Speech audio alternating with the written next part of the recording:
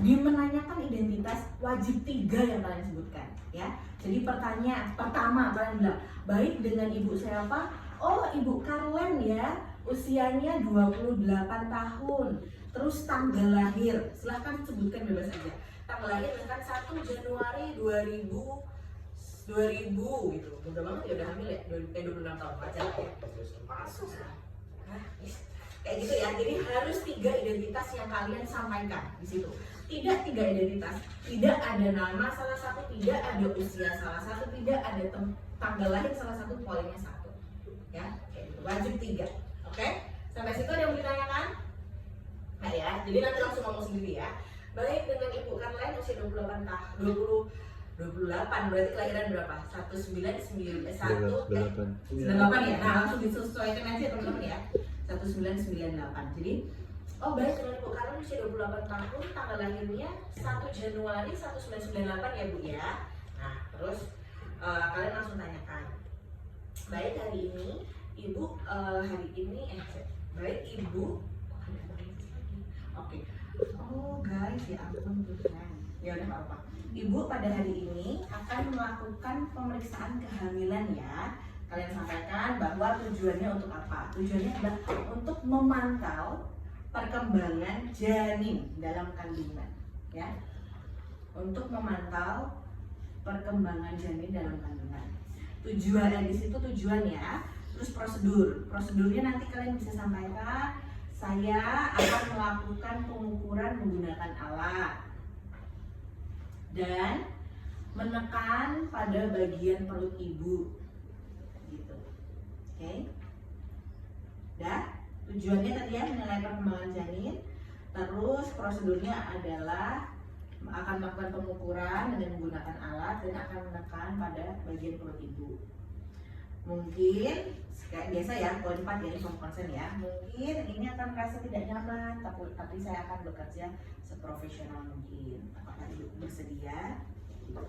Jadi poin 3, poin 4 kita sudah selesaikan. Poin 3, poin 4 kita sudah selesaikan. Sampai poin 4 ada yang mau ditanyakan? Tidak ada?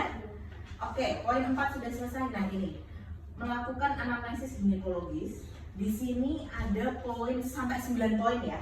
Tapi yang di garis yang ditebelin ada poin 6 dan poin 7 itu tidak wajib kalian sebutkan saat mengambil nilai. Jadi silahkan kalian hafalkan poin 1, 2, 3, 4, 5, 8, 9. Wajib ditanyakan. Tidak ditanyakan salah satu, poinnya 1. Ya.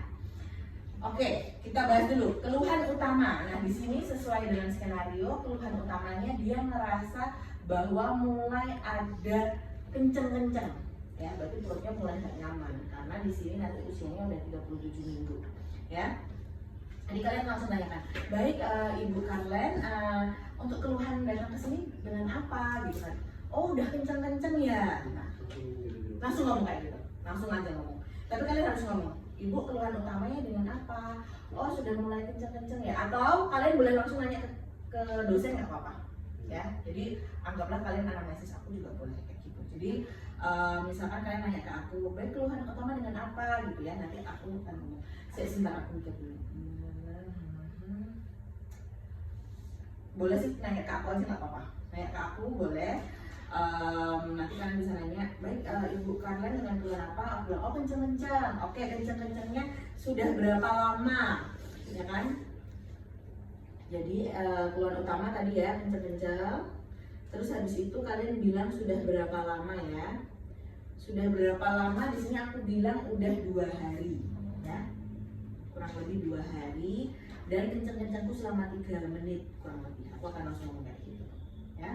Jadi 2 poin itu tolong jangan lupa. Keluhannya adalah kenceng-kenceng sama nanya udah berapa lama. Nanti aku bilang udah 3 hari kurang lebih, udah 2 hari kurang lebih kenceng-kencengnya 3 menit. Terus riwayat menstruasi, yang wajib kalian tanya di riwayat menstruasi adalah HPHT. Kalian pasti belum dapat kuliahnya. Jadi HPHT itu adalah haid pertama, haid terakhir. Jadi itu kita tanyakan adalah kapan dia mens hari pertamanya, HPHT itu adalah hari pertama haid terakhir. HPHT, hari pertama haid terakhir. Jadi kapan pas di siklus haidnya itu hari pertamanya tanggal berapa, itu yang menentukan ke usia kehamilan seorang ibu hamil. Ya, misalkan orang itu mensnya tanggal 16 Mei sampai tanggal 20 Mei, berarti HPHT-nya kapan? Dengerin dulu. Dia kan HPHT hari pertama haid terakhir, ya kan? Hari pertama haid terakhir. Ya. Misalkan nih dia mens, ini bulan apa? Mei. Mei dia mens 16 Mei sampai 20 Mei. Berarti HPHT-nya kapan? 16 Mei. Kan hari pertama haid terakhir. Misalkan dia dapat, kalian paham nggak maksudku? Jadi gini, misalkan kalian ada dia mens, dapat data dia mens. Bulan April mens, bulan Mei mens. Ya, bulan April mensnya tanggal 1 sampai tanggal 10. Bulan April. Bulan Mei mensnya tanggal 16 sampai 20. Haid terakhirnya dia ke bulan apa berarti? Mei, ya kan? HPHT tadi apa? Hari pertamanya dia. Hari pertama di haid terakhirnya dia. Berarti kalau dia haid terakhirnya bulan Mei, kalian harus cari hari pertamanya dia haid kapan, ya kan? Dia mensnya tadi 16 Mei sampai 20 Mei. Berarti haid pertamanya dia di bulan Mei tanggal berapa? 16. Gitu, paham? Nah, ini aku kasih lagi contoh lagi. Misalkan ini sekarang ya, dia haid terakhirnya itu bulan Januari. Dia bulan Januari itu tanggal 30 Januari sampai 2 Februari. Berarti HPHT-nya kapan? 30 Januari. Paham nggak? Nah, pokoknya kalian tanyakan mens terakhirnya dia kapan dan hari pertamanya kapan. Itu HPHT. Ya, paham? Ada yang belum paham? Ya, ada yang belum paham? Oke. Lanjut ya. Jadi di riwayat menstruasi kalian tanyakan, Ibu HPHT-nya kapan? Langsung gitu aja. Ya, itu poin kedua. Poin ketiga kita masuk. Poin ketiga adalah menghitung usia kehamilan berdasarkan HPL. Nah, menghitung usia kehamilan ini kita sebenarnya pakai lingkaran ini. Nah, jadi tadi dia mensnya anggaplah ya. Jadi gini, tapi ini besok kalian nggak pakai sih. Jadi besok akan langsung tuh sampai ini. Karena ini akan lama banget. Misalkan tadi dia terakhir mensnya 28 minggu itu berarti harusnya bulan apa? Bulan September ya kalau nggak salah ya. Bulan kemarin kami sudah itu ya sama September. Jadi anggaplah misalkan kalian nanya, oh HPHT-nya misalkan tanggal 10 September. Nah kalian lihat ini kan ada bulan-bulannya ya, Januari, Februari, Maret, April, Mei, sampai Desember. Nah kalian lihat ini dia siklus, ini siklus terakhirnya dia, siklus mensnya, ini awal kehamilannya dia. Kalian ikutin berdasarkan menstruasi terakhirnya dia. Jadi misalkan tadi ya terakhir mensnya tanggal 10 September nih, tanggal 10 September. Nah ini garisnya dipasin 10 September. Berarti sekarang usia kehamilannya adalah, sekarang tanggal berapa? 25. Nah kalian cari tanggal 25 Mei. Nih 25 Mei tanggal 25. Nah ini hampir 37 minggu, 36 sampai 37. Kayak gitu, paham? Nah coba sekarang salah satu aku kasih tahu. Misalkan dia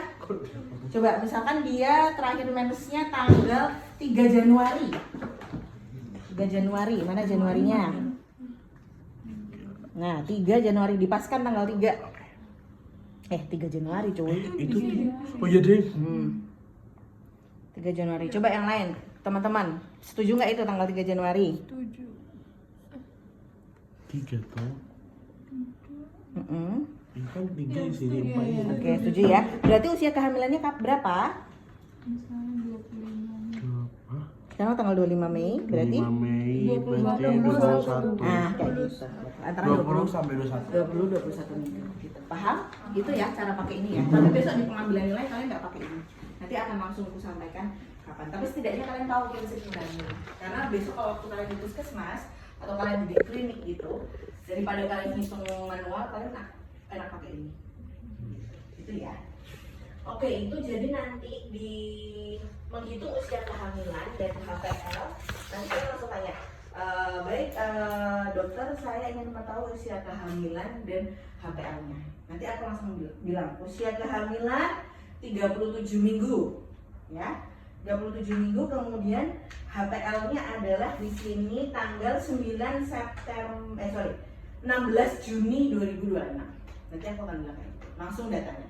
Yang penting kalian permintaannya jelas, aku akan ngomong. Tapi kalau kalian cuma ingat, dokter saya mau menghitung usia kehamilan, tapi kalian nggak minta nilai HPL, berarti poin kalian berkurang. Kayak gitu. Paham? Oke, lanjut ya.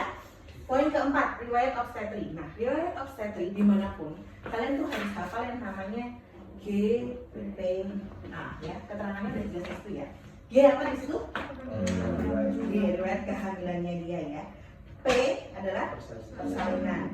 A jumlah kegugurannya ya, abortus biasanya kayak gitu. G itu adalah dia hamil udah berapa kali. P persalinan, berarti yang dia keluarkan, yang dia bersalin itu udah berapa kali. Terus A itu jumlah abortus, ada nggak keguguran atau enggak. Jadi contoh case-nya adalah misalkan nih, seorang ibu ini hamil kedua, ya dengar aku ya, ibu hamil kedua, ya. Terus habis itu anaknya otomatis sekarang yang hidup berapa?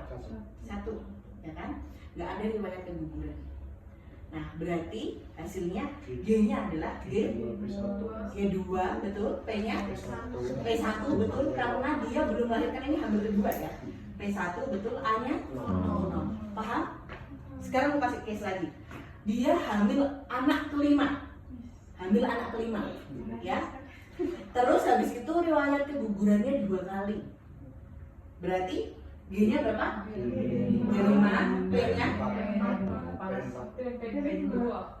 kegugurannya 2. P3. Saya ulang. Sorry, ulang. G-nya berapa tadi? G-nya 5, P-nya P2, betul. A-nya A2. Paham? Ya, jadi yang dia hamil sekarang jangan dihitung partus dulu. P itu partus kelahiran ya. Jangan dihitung dulu, karena kan dia masih hamil ya, belum lahiran kan. Yang A-nya itu adalah abortus. Lagi ya, terakhir ya.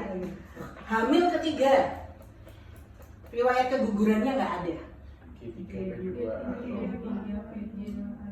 G2, paham? Kayak gitu, ya. Oke, Rehan paham nggak? Bener ya?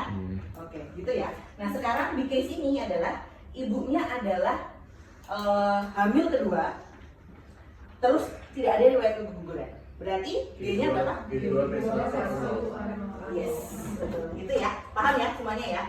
Oke, jadi nanti kalian silahkan tanyakan riwayat, dok saya ingin mengetahui riwayat obstetri, aku akan langsung ngomong kayak gitu.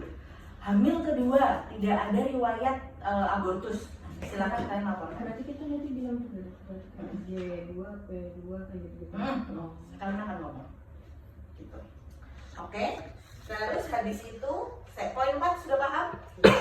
Poin 5, riwayat persalinan sebelumnya. Jadi silahkan kalian tanyakan adalah pertama, dicatat ya, metode persalinan sebelumnya, ya. Metode persalinan sebelumnya.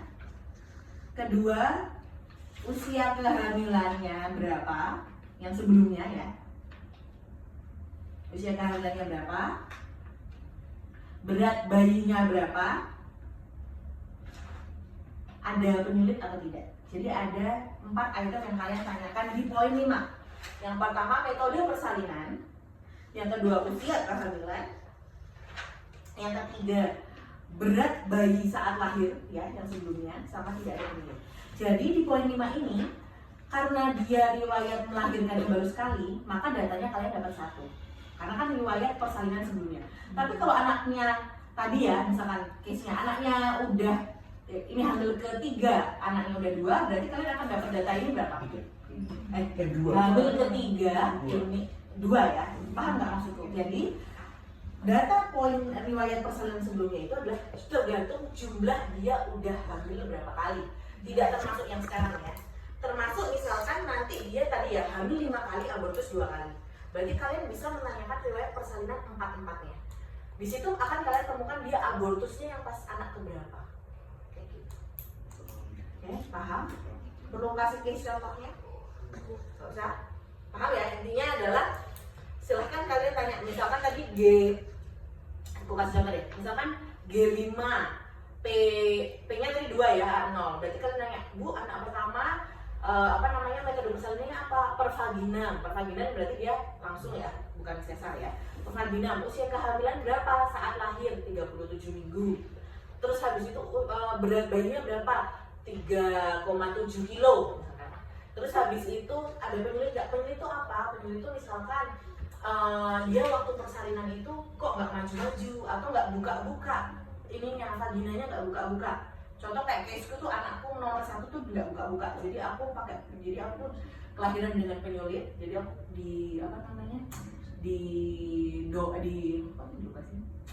dikasih obat supaya pemicu, astaga, dikasih pemicu obat itu supaya kontraksi, tapi tetap nggak buka-buka. Akhirnya aku SC kayak gitu. Nah itu dengan penyulit berarti aku biasanya kayak gitu. Terus nanti kalian tanya anak kedua gimana, anak ketiga gimana? Oh ternyata kita ketemu. Oh anak ketiga saya keguguran dok. Nah berarti nggak ada data setelahnya kayak gitu ya. Jadi poin kelima, jangan lupa ada 4 item yang kalian tanyakan. Sekarang poin ke-67 ini tidak wajib, tapi pada kenyataannya kita harus tahu beratnya ibu tersebut dan tinggi berat ibu tersebut sebelum hamil. Kenapa? Karena kalau misalkan dia beratnya berlebih, otomatis makanannya dia tidak bisa sebanyak ataupun tidak boleh berlebihan. Karena kalau ibu obesitas saat hamil, otomatis resiko ke bayinya bisa diabetes gitu ya. Terus tinggi badan, kenapa harus ditanyakan? Karena tinggi badan kurang dari 145 termasuk tinggi badan yang beresiko untuk ibu hamil ya. Di bawah 145 mohon dicatat. Nah kalau di bawah itu dia beresiko sehingga biasanya kita tidak anjur. Ya boleh pervaginam, tapi memang beresikonya adalah panggulnya sempit, jadi mungkin tidak bisa langsung lahir. Itu biasanya akan dicek sebelum persalinan kayak gitu ya. Terus riwayat kontrasepsi tahu ya, KB ya. Jadi kan KB metodenya kita akan belajar ya. Ada SL-nya juga, ada IUD, ada suntik, ada pil. Jadi prinsipnya kontrasepsi itu ada 2, hormonal sama non hormonal. Nanti kalian akan belajar lebih lanjut. Aku cuma jelasin singkat aja. Intinya nanti di sini kalian tanyakan riwayat kontrasepsi, tapi ini tidak perlu ditanyakan saat pengambilan nilai kedua. Terus riwayat penyakit dahulu ya, RPD di situ. Riwayat penyakit dahulu silakan kalian tanyakan. Apakah ibu ada riwayat diabetes, hipertensi, paling tidak minimal 3 kalian tanyain dari sini ya. Diabetes, hipertensi, alergi, asma boleh, kelainan bawaan boleh. Pokoknya 3 dari poin yang ada di situ. Kemudian yang terakhir adalah riwayat kehamilan sekarang ya, ditanyain. Jadi apakah menggunakan kacamata atau tidak ya. Terus ada gusi berdarah atau enggak. Kenapa riwayat penggunaan kacamata ditanyakan? Kalau misalkan dia lebih dari 6, kalau dia lebih dari 6, kalau dia minusnya lebih dari 6, kita sebut dia hipermiopia. Nah, hipermiopia yang lebih dari minusnya lebih dari 6 itu beresiko kalau lahir pervaginam. Resikonya apa? Perdarahannya biasanya lebih banyak. Makanya kalau biasanya ibu-ibu ditanyain sama SPOG-nya, ada riwayat penggunaan kacamata, akan ditanyain minusnya berapa. Kalau minus lebih dari 6 biasanya langsung dianjurkan untuk sesar saja, tidak dianjurkan untuk pervaginam. Jadi poin riwayat kehamilan sekarang cukup kalian tanyakan 2, ada tidak penggunaan kacamata ya, hipermiopia sama gusi berdarah atau mimisan. Nah itu aja. Agak cukup banyak tapi mohon itu ditanyakan, wajib. Oke. Ada yang ditanyakan dari poin 5? Tidak? Oke, setelah sudah kalian tanyakan, langsung kalian bilang, Ibu, selanjutnya kita akan melakukan pemeriksaan. Silahkan Ibu berkemih terlebih dahulu. Berkemih itu disuruh pipis. Kenapa disuruh berkemih? Sebenarnya ada 2 opsi ya. Dia ada yang bilang suruh berkemih, ada enggak. Tapi secara literatur disuruh berkemih dulu supaya saat kita melakukan Leopold, jadi pas kita megang bayinya itu kita nggak bingung. Itu tuh takutnya perutnya kan kalau masih ada pipisnya kan kayak penuh gitu kan. Nah itu antara bayinya atau VU-nya atau si kandung kemihnya gitu ya. Jadi harus diinstruksikan untuk mengosongkan kandung kemih dulu. Nah, silakan Ibu, saya persilakan untuk mengosongkan kandung kemih dulu. Saya akan mempersiapkan alat dan bahan. Nah, masuklah poin ke-7. Kalian harus menyebutkan 4 item ya. Yang pertama adalah midline ya. Midline tahu kan ya? Mana midline di sini? Oh iya ya. Oh jangan lupa ya.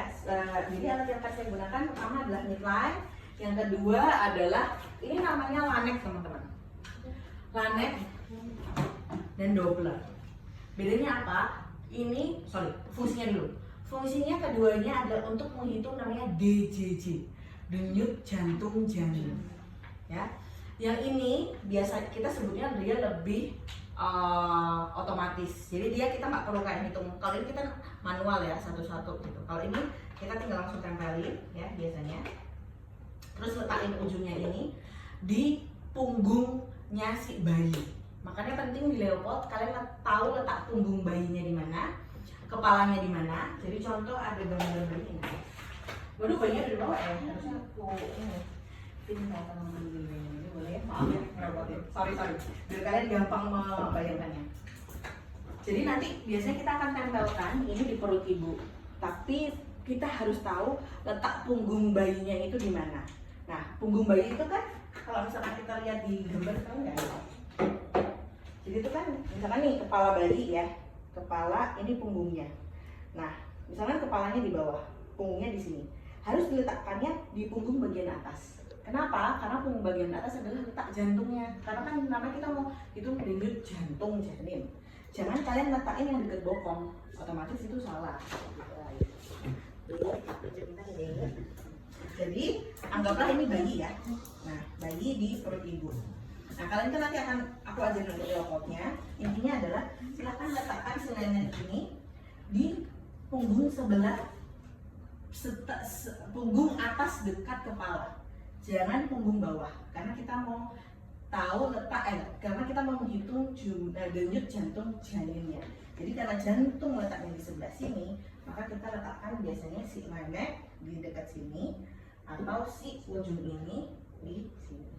Gitu. Makanya penting nanti Leopold kalian pahami. Ini menurutku kalian cukup mudah. Kalau dulu aku S1, ini bayinya tuh bisa di dalam.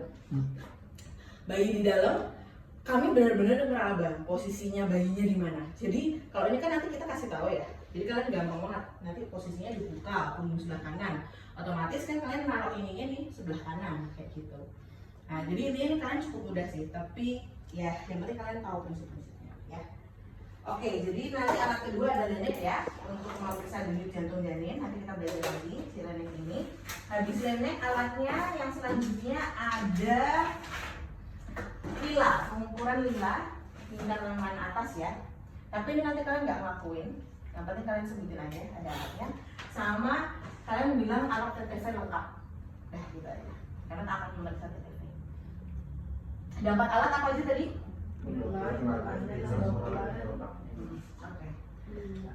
Oke, selanjutnya kita next ya. Kita akan langsung hand wrap ya. Habis hand wrap, habis itu pura-puranya pasiennya sudah datang ya. Jadi kalian langsung bilang, baik ibu silahkan bisa menempatkan diri di dekat timbangan ya. Jadi kalian hitung berat badan, tinggi badan dan lingkar lengan atas. Tapi kalian langsung nanya ke dosennya aja. Baik dok, saya akan melakukan pengukuran berat badan, tinggi badan dan lingkar lengan atas ya. Untuk hasilnya berapa ya dok? Langsung ditanyakan gitu. Nanti aku langsung ngomong. Berat badan, tinggi badan sama Lingkar lengan atas, lila. Ya. Jadi langsung minta pasiennya berdiri, terus habis itu langsung kalian bilang, baik dok, saya akan melakukan pengukuran tinggi badan, berat badan dan lingkar lengan atas. Hasilnya berapa ya dok? Akan saya sebutkan hasilnya berapa. Kemudian setelah sudah, habis itu adalah minta pasiennya berbaring di tempat tidur ya. Baik ibu, selanjutnya silahkan berbaring di tempat tidur ya. Saya akan melakukan pemeriksaan selanjutnya. Yang pertama adalah tanda vital ya, tanda vital dan inspeksi secara umum. Nah di TTV yang harus kalian laporkan, bilang saja, dok saya akan melakukan pemeriksaan tensi ya, atau langsung aja ngomong TTV gitu aja guys, nggak usah terlalu detail. Baik dok, saya akan melakukan pemeriksaan TTV gitu. Nanti aku akan bilang pemeriksaan TTV dalam batas normal gitu ya. Terus habis itu selanjutnya dok, saya akan melakukan pemeriksaan head to toe. Nah head to toe ini harus dihafalkan. Ada 6 item yang harus kalian tanyakan ke dosen. Yang pertama adalah ada rambut rontok atau tidak. Pertama itu ya, ada rambut rontok atau tidak. Yang kedua, konjungtiva anemis atau iterik. Konjungtiva ya. Jadi kalian kalau realnya Besok kalian harus ngecek konjungtifanya, jadi dibuka ya. Ada konjungtiva anemis atau iterik. Anemis apa anemis? Anemia ya, berarti sininya pucet biasanya. Kalau iterik kuning, jadi hepatitis biasanya case-case-nya. Jadi konjungtiva Anemis dan iterik. Ya. Satu tadi ya rambut rontok, kedua konjungtiva anemis atau iterik. Poin 3, mulutnya kalian buka ya, minta ibu untuk buka mulut. Baik dok, saya akan buka mulut pasien. Apakah ada perdarahan atau jamur? Ya. Jadi tetap kalian instruksikan ke pasien kalian, anggaplah ada di situ. Jadi baik dok, saya akan minta pasien untuk membuka mulut. Apakah ada perdarahan atau jamur? Nanti aku bilang tidak ada. Kemudian bagian leher ya. Selanjutnya saya akan memeriksa pada bagian leher dok, apakah ada benjolan atau tidak? Ya. Leher, benjolan. Poin 5, turun ya. Jadi tadi ya dari atas dulu ya, kepala, rambut rontok atau tidak, turun ke mata, ada iterik atau anemis atau tidak. Habis dari mata ke mulut ada perdarahan atau tidak. Jadi kalian gitu ya secara sistematik. Jadi kalian anggaplah di situ ada orang. Jadi kalian bisa bayangin, oke dari kepala turun ke mata, habis itu turun ke mulut, habis itu ke leher. Leher tadi ada apa? Benjolan atau tidak ya. Jadi kalian tanya dok, benjolan biasanya kita cek pada kasus-kasus apa sih? Atau enggak, kita ngecek apanya sih di leher benjolan? Kelenjar getah bening ya. Karena kalau kelenjar getah bening dia ada benjolan, berarti kemungkinan ada infeksi. Kayak gitu ya. Jadi dari mulut tadi ke leher ya. Habis dari leher turun ke dada. Nah di dada ini kalian tanyakan ke dosen apakah dada dan nipple mohon maaf, puting payudara ini, nipple ada retraksi atau tidak. Habis dari dada ya, dada dua ya, dada dan nipple ada retraksi atau tidak. Yang keenam, ekstremitas, jadi tangan dan kaki. Ada edem atau tidak, ada kebiruan atau tidak. Dah, gitu. 6 poin ya. 6 poin, setelah itu kalian pura-pura melakukan auskultasi di dada. Ya. Pura-pura. Jadi kalian langsung ngomong, selanjutnya dok saya akan melakukan auskultasi pada bagian dada. Apakah ada suara tambahan jantung? Tidak ada. Dah, gitu aja. Dada di sini satu. Pura-pura, tapi nggak usah pakai stetoskop, cuma ngomong aja. Ya. Ulang ya. Jadi kita coba bayangin, kalian akan inspeksi dulu nih. Inspeksi yang kalian tanyakan apa? Turun dari atas. Oke, terus sambil kalian bayangin, coba nggak usah lihat catatan. Sambil kalian bayangin ya. Coba lihat aku pasiennya. Dari paling atas dulu. Apa tadi? Apa tidak? Terus turun. Anemis atau iterik. Habis itu turun ke mulut. Ada jamur, apa luka? Oke, perdarahan atau jamur. Turun lagi ke Ada penenggelaman. turun lagi ke dada. Dada Jantung. dan nipple. Ada retraksi apa tidak? Retraksi atau tidak. Habis dari dada turun ke ekstremitas. Ada edem atau kebiruan. Habis itu auskultasi. Ya. Jangan lupa titik auskultasi berarti ada 7 yang harus kalian laporkan ya. Auskultasi tuh auskultasi dada dok, apakah ada suara tambahan? Nanti aku bilang ada. Nah, gitu ya. Oke, cukup panjang ya. Ini udah 40 menit. 9.9 poin berapa nih? 13. Apakah ada yang mau ditanyakan? 12 Pak. Berarti itu semua nanya ke dokter. Semua nanya. Oke, sudah? Selanjutnya kita akan mengukur tinggi fundus uteri. Nah, menghitung TFU, coba kalian silakan mendekat. Kita akan menggunakan ini slide. Nah, jadi nanti di sini akan ketahuan pasiennya tadi sesuai dengan menggunakan kartu 37 minggu, ya. TFU, tinggi fundus uteri kepanjangannya, ya. Nah, tinggi fundus uteri itu kita harus mengukur dari simfisis ya, tulang simfisis ke bagian atasnya. Iya, disebutin. Dari simfisis. Dari simfisis sampai ke titik paling atas perut. Ya. Dan perhatikan, midline-nya yang paling bawah ini ditempelinnya di simfisisnya, bukan di bagian atasnya perut. Ya, tolong ini diperhatikan. Banyak banget dulu zaman koas tuh masih salah. Ya. Jangan lupa, pada kelihatan ya semuanya ya. Silahkan cari simfisisnya. Jadi gini ya ngomongnya. Baik dok, selanjutnya saya akan melakukan pemeriksaan TFU, tinggi fundus uteri. Saya akan meletakkan midline saya yang terbawah di simpisis. Simpisis adalah kalian cara carinya adalah besok kalau di pasien beneran juga kalian cari mana yang bagian kerasnya. Bagian kerasnya aja boleh pegang masing-masing. Nah itu. Jadi kalian harus pura-pura nyari ya kayak gitu. Mau pegang boleh. Om saya pakai orang bener. Besok pakai ini. Pakai mana? Om saya pakai orang bener juga bingung coy. Ya, jadi silakan dipegang. Bingung coy kalau tiba-tiba Nah, kontraksi gimana? Jadi Aduh. ini kalian naroknya titik nolnya ini di titik yang Simpisis. kerasnya dia, simpisisnya. Jadi di nolnya sini taruh titik keras Sampai titik atas perut. sampai titik atas perut yang terkerasnya dia. Nah, anggaplah nanti skenarionya dia 37 minggu, nanti TFU-nya di 32. Jadi kalian bikinlah 32. Nah, kalau beneran nanti biasanya di sini dia adalah titik teratas, jadi yang paling keras gitu. Ya, Tapi jadi- bilang aja langsung. nanti kalian bilang adalah baik dok, saya akan melakukan TFU dari simpisis titik terbawah simpisis hingga ke titik teratas perut ditemukan pada usia 37 minggu adalah 32 cm. Gitu ya, kalian tunjukin oh ya 32 cm. Dah, itu untuk TFU. Selanjutnya, setelah TFU ketemu, ya kita akan melakukan Leopold. Nah, ini sangat penting. Leopold tuh ada 4 ya. Leopold 1, 2, 3, 4. Leopold 1, 2, 3, posisi kalian ada di kanan ibu dan menghadap ke kepala ibu. Ya, ulang lagi ya. Leopold 1, 2, 3, semuanya posisi di kanan ibu dan menghadap ke Atas. ibu, ya, ke kepala ibu. Sedangkan Leopold 4, sorry, maaf. Leopold 4, nanti kalian menghadapnya ke arah bawahnya itu. Ya, itu dulu 1, 2, 3 prinsipnya. ke atas, titik 4 ke bawah. Ya, betul. Nah, Leopold 1 adalah tujuannya kita mau tahu batas atasnya perut ibu itu apa. Nah, kalian bayangin sih bayi, mana bayi, maaf ya. Ini bayi apa? Kalian bayangin bayinya. Normalnya bayi itu kan kepalanya di atas ya. Tapi kan ada yang sungsang. Sungsang itu kan bisa gini, bisa gini. Nah, makanya biar kita tahu adalah kita harus melakukan pemeriksaan Leopold. Nah, jadi nanti posisi bayinya akan seperti ini. Jadi kita akan tahu batas teratasnya dia itu apa. Cara Leopold 1 adalah, maaf ya aku naik ya biar kalian lebih enak.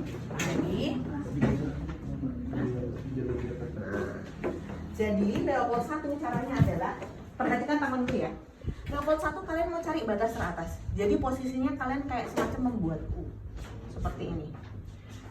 Kalian satukan tangan kalian pegang bagian atasnya itu apa.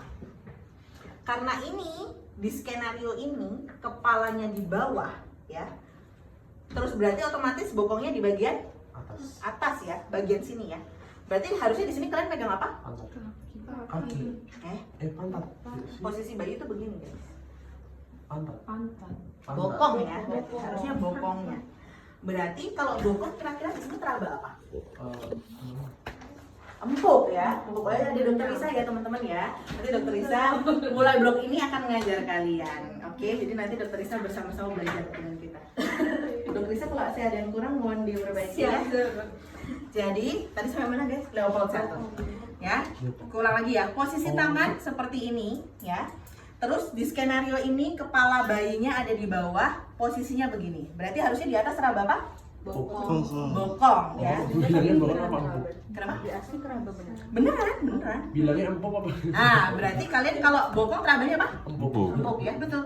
Berarti saat kalian begini ya, tolong nanti lakuinnya bener-bener ya. Bener-bener kalian giniin. Ya. Baik dok, dari hasil pemeriksaan Leopold 1 teraba misalkan empuk ya.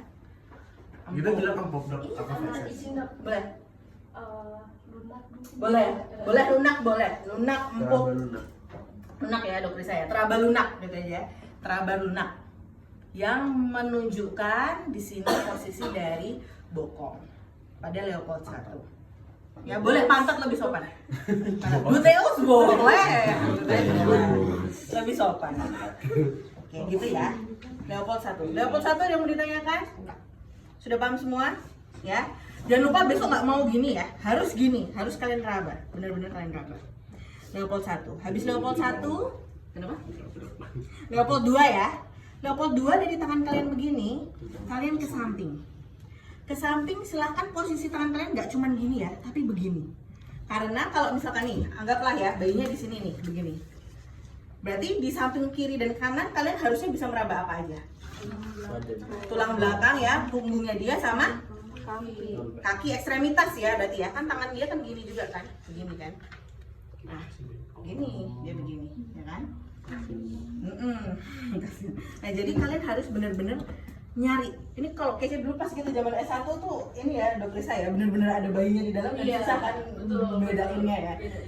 Bedanya susah. Jadi kalian benar-benar harus begini ya. Jadi baik, selanjutnya saya akan melakukan level 2 menyusuri pada bagian kiri dan kanan perut ibu ya. Pada bagian kanan ya, langsung kalian bilang aja. Pada bagian kanan teraba keras memanjang ya. Teraba keras memanjang. Sehingga kesimpulannya apa kalau keras memanjang kira-kira? Tulang belakang ya, punggung ya, langsung kalian bilang. Bagian kanan teraba keras memanjang, lihat ya tangan saya ya sambil giniin ya. Teraba keras memanjang berarti teraba punggung ya, langsung kalian bilang. Sedangkan pada bagian kiri teraba apa? Kalau harusnya tadi kalau di kanan punggung, kiri berarti harusnya apa tadi? Kaki, tangan ya, ekstremitas ya. Berarti teraba apa? Kecil-kecil ya. Teraba kecil-kecil ya dok ya. Nah, teraba bagian kecil ya dok ya. Teraba bagian kecil yang menunjukkan ekstremitas bayi. Dah kayak gitu. Nah, kenapa Leopold 2 penting? Seperti yang tadi saya sampaikan, bahwa kalian mengukur DJJ tergantung daripada letak punggungnya. Berarti kalau tadi letak punggungnya sebelah kanan apa kiri? Kanan. Berarti kalian letakin si lineage-nya atau Dopplernya untuk ngitung DJJ di sebelah mana? Kanan. Sebelah mana kalau kepalanya di sini? Berarti kurang lebih Dopplernya di sebelah mana? Ya, good job. Betul sekali. Bukan di bawah ya. Karena bawah ke arah bokong. Berarti harus di sini. Kalau kalian besok letakin di sini, berarti itu salah. Poinnya 1, ya. Sekarang lagi, misalkan kalian raba. Ya. Oh, teraba bagian keras memanjang pada bagian kiri. Sedangkan bagian kanan teraba kecil-kecil. Berarti punggungnya di sebelah mana? Kiri ya, punggungnya sebelah mana? Kiri. Berarti ngetakin DJJ-nya lineage-nya di mana? Di situ, Dopplernya di situ. Gitu. Paham semuanya? Paham ya? Oke, dah. Level 2 selesai. Sudah kalian laporkan tadi. Berarti pelaporannya gimana? Ada bagian kanan terasa keras memanjang, bisa diartikan itu punggung, terus kalau di kiri ada teraba kecil atau ekstremitas. Ya, betul, ekstremitas bayi. Sip. Sekarang kita masuk ke Leopold 3. Leopold 3 kita mau menentukan si bayi itu bagian bawahnya apa ya. Caranya gimana? Tangan kanannya, dokter nanti aku udah berbahaya kalau saya. Tangan kanannya di bagian bawah sini ya. Jadi kalian begini. Tangan kirinya di bagian atas ya. Tangan kanannya begini ya. Jadi kita mau ngecek nih. Sekalian betul, kayak agak didorong. Sekalian nih ngecek sebenarnya sih. Bisa sekalian ngecek dia udah masuk panggul atau enggak. Dan ini kan bagiannya apa gitu. Kanan di bawah, atas, kiri di atas. Kiri di atas ya. Nah, jadi pas kalian begini, ini nanti harusnya ini kalian nanti coba pegang ya. Ini sebenarnya kita ada pura-pura kepala sih, tapi agak kurang tengah. Jadi di sini nanti berarti tadi posisi bayinya begini ya. Berarti bagian bawahnya Leopold 3-nya harusnya apa posisinya? Kepala ya, kepala. Nah, bagian kepala kalian pelaporannya adalah, jadi kan kalian gini nih, ya kan? Baik dokter, pada Leopold 3 ditemukan hasil melenting. Ya. Keras melenting, keras, oh iya benar. Keras kan kepala ya. Keras melenting. Keras melenting yang menunjukkan posisi kepala pada bagian bawah. Kayak gitu. Ya, keras melenting karena dia kepala ya. Melenting itu dia artinya melenting tuh membulat ya. Membulat terus kayak apa sih? Tiung apa sih? Dulu saya kayak apa sih? Kayak ada. Ya pokoknya membulat gitu lah ya. Kayak pokoknya kayak ya agak menjendul gitu ya. Gitu. Oke, itu Leopold 3 ya. Sekarang kita ke Leopold 4. Tadi bedanya posisinya gimana tadi? Leopold 1, 2, 3 itu dari bawah. Dari kanan ke atas. Menghadap ke Atas. Atas ke kepala ibu ya, bukan atas ya, ke kepala ibu. Kalau Leopold 4 dari kepala ke bawah. nah, kita menghadap ke arah bawah ibu ya, bokong ya, bokong ibu. Nah, Leopold 4 adalah kalian mau memastikan dia udah masuk ke panggul atau belum. Pindah ke sini nggak apa-apa. Udah masuk ke panggul atau belum, dengan cara posisinya persis kayak Leopold 1, cuman bedanya adalah kalian merabanya seperti ini. Kalau dia ketemu berarti dia belum masuk panggul. Nah, ini kan tulang panggul kan, ya kan? Nah, kalau dia ketemu begini, ini berarti dia belum masuk panggul. Kita menyebutnya konvergen. Ya, konvergen. Sedangkan kalau dia lurus begini, divergen. Berarti artinya dia udah mulai masuk panggul. Ya. Paham nggak kenapa dia begini? Kenapa kalian harus begini? Karena dia tahu kok sih. Nah, kalau misalkan dia belum masuk panggul, otomatis kan dia nemu. Kepalanya kan tadi di sini kan. Otomatis dia akan tangan kalian akan nemu seperti ini. Kepalanya di sini. Nah, kalau kepalanya udah mulai masuk ke panggul, udah agak sini nih, ya kan? Berarti kan kalian mau begini nggak ketemu dong ujung kepalanya ini, ya kan? Karena pasti akan begini. Ya, paham? Bisa dibayangkan? Paham ya? Jadi nanti silahkan Leopold 4. Ada kalian bilang, dok, saya akan melakukan pemeriksaan Leopold 4 untuk mengetahui apakah janin sudah masuk panggul atau belum. Nah, kalian begini. Baik ditemukan tangan saya, misalkan ya, tangan saya dapat menjadi satu atau bertemu ya. Berarti di sini konvergen yang menunjukkan kepala belum masuk panggul. Disebutin konvergen divergen. Boleh. Kalau enggak?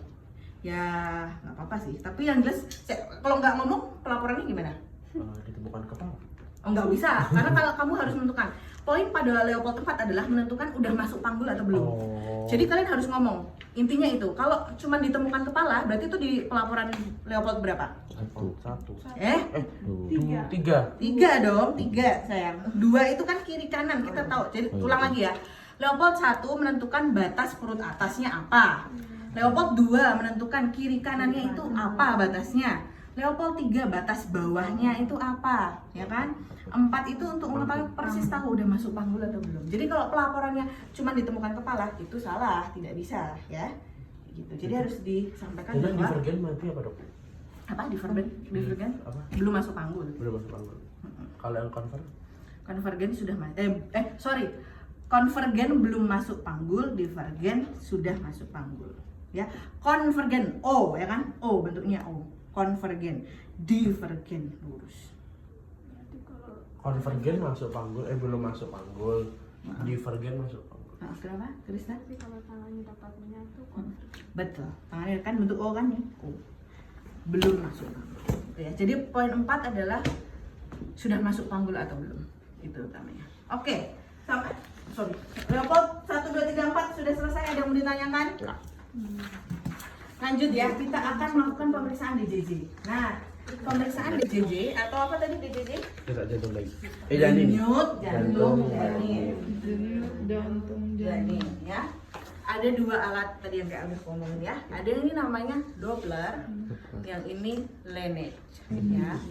Besok saat pengambilan nilai pun misalkan masuk OSCE, yang kalian pakai cuman ini. Bukan yang ini. Doppler pada intinya adalah dia memang otomatis ya. Jadi kayak tadi ya, biasanya kita kasih gel dulu. Kita kasih gel. Terus tadi punggungnya di sebelah mana? Punggungnya sebelah Kiri. kanan. Kanan ya, sebelah kanan. Berarti tadi DJJ-nya diletakin di mana? Di kanan.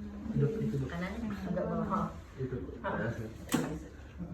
Nah, nanti etok-etoknya adalah kalian taruh di sini. Ya. Sebelah sini.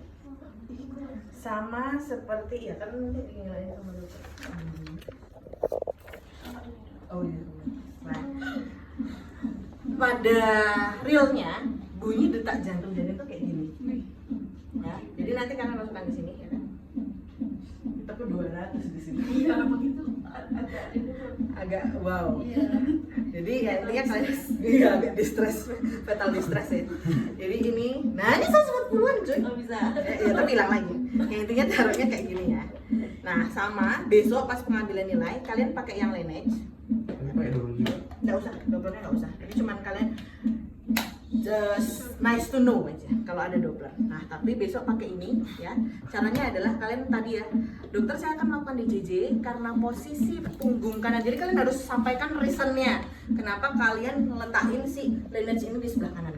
Karena ditemukan punggung di sebelah kanan, saya akan meletakkan Laneige di posisi sebelah kanan ibu ya. Nah perhitungan DJJ, kalau kalian mau saya keluarkan hasilnya adalah caranya 5 detik pertama kalian dengarkan, dihitung berapa. Saya 5 detik kalian sambil lihat jam atau sambil lihat jamnya mana? Ya, sambil pura-pura lihat jam gitu ya.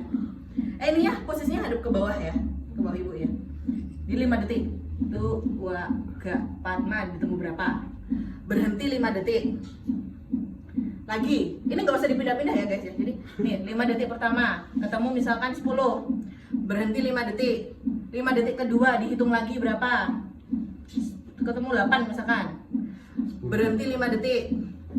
Dihitung yang ketiga, 5 detik yang ketiga. Dah berhenti. Jadi misalkan yang ketiga ketemunya 10, berarti total ada berapa yang kalian dengar? Hah? Kan yang pertama 5 detik. Jadi caranya adalah 5 detik pertama kalian dengerin. 5 detik kedua istirahat. 5 detik ketiga dengerin. 5 detik keempat istirahat. 5 detik kan. 5 detik kelima kalian dengerin. 5 detik kan stop. Ah, dah. Misalkan 5 detik pertama ketemu 10. 5 detik kedua ketemu 8. 5 detik ketiga ketemu 10. Berarti totalnya berapa? 28. Itu dikalikan 4. Itulah hasil dari DJJ-nya. 112. Nah, 112 itu nggak boleh. Normalnya adalah 120 sampai 160. Oh, di atas itu. Antara 120 sampai 140. Nah, di sini kita setting 140. Jadi nanti kalian bilang gitu ya. Baik dok, saya akan melakukan DJJ karena ditemukan punggung bayi di sebelah kanan. Saya akan menghitung pada 5 detik pertama saya akan mendengarkan, 5 detik kedua saya tidak mendengarkan, 5 detik ketiga saya akan mendengarkan. Pokoknya kalian sebutkan itu. Dan saya akan mentotal 5 detik saat saya mendengarkan dikali 4. Hasilnya berapa dok? Kayak gitu. Nanti saya akan sebutkan hasilnya berapa. Ketemu DJJ-nya. Gitu, paham? Sudah? Paham semua ya? Oke, sip. Thank you, dear. Matikan. Setelah menghitung DJJ, selanjutnya kalian akan menghitung TBJ. TBJ itu adalah taksiran berat janin.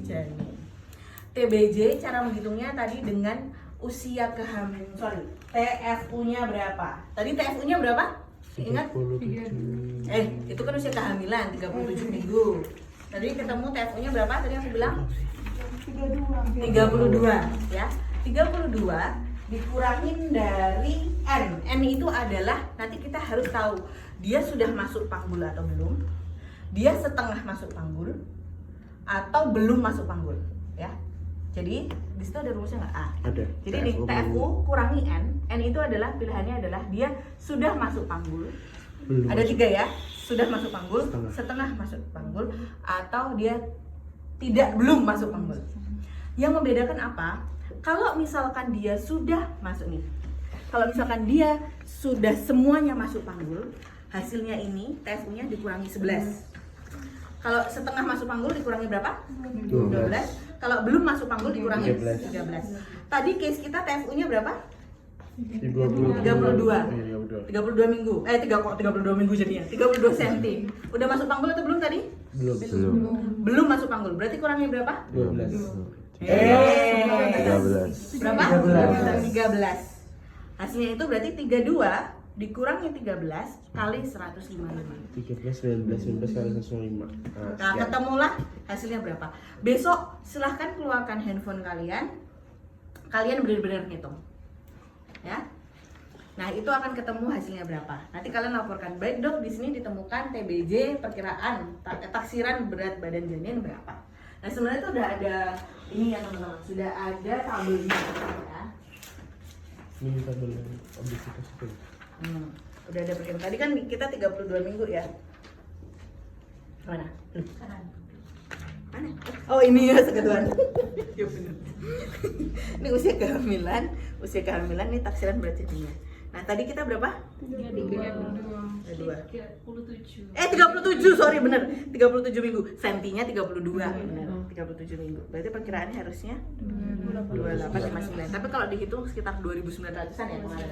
Gram. Udah 2.900 gram berapa gitu. Ya kurlep segitu masih oke. Ya. Oke, sampai di situ kita menghitung TBJ. Ada yang ditanyakan? Nggak ada. Nah, di sini catatannya adalah biasanya kalau pasien yang obes ya, di situ udah ditulis ya. Obes dia dikurangi 1 dari TFU-nya.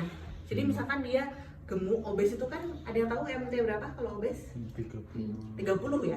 30 obes biasanya dikurangi 1. Jadi TFU-nya misalkan tadi ketemunya berapa TFU-nya?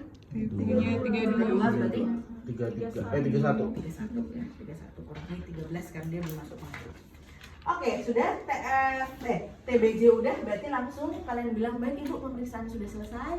Silakan ibu mengenakan pakaiannya kembali dan kembali duduk dan saya akan menjelaskan hasilnya. Nah, sampai sampai situ, jangan lupa kalian harus apa di situ teman-teman? Poin nomor 21 handwrap ya, jangan lupa handwrap dan kalian silahkan mencatat di sini tulisannya mencatat ya. Tapi besok nggak harus yang mencatat. Jadi silahkan kalian laporkan hasilnya ke ibu ya. Jadi ya kayak kalian ngomong sendiri. Oke, bisa sambil duduk teman-teman sambil saya jelaskan poin-poin yang harus kalian laporkan di